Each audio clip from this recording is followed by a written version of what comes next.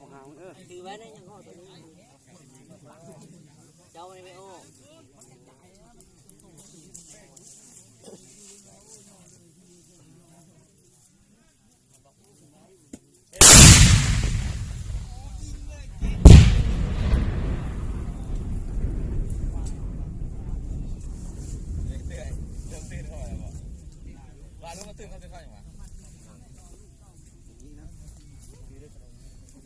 วันนั้นมีเยอะเลย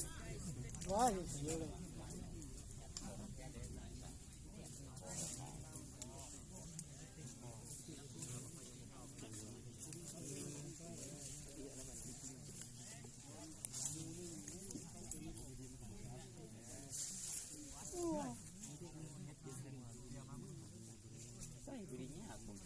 วันนั้นย่านนาเลยเขา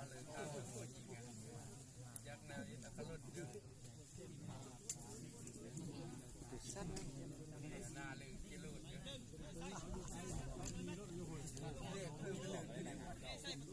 ย่านได้มีเคยเนาะมีเคยเย็บ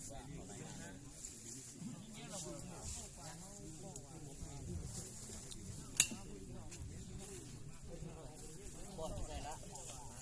ทำยาวเห็นรับไปโจ้หาเล็กน้อยนะ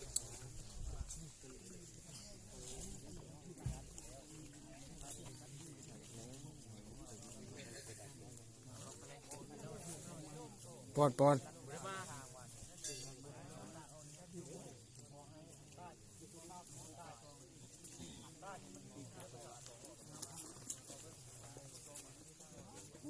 ยินเสียงจัง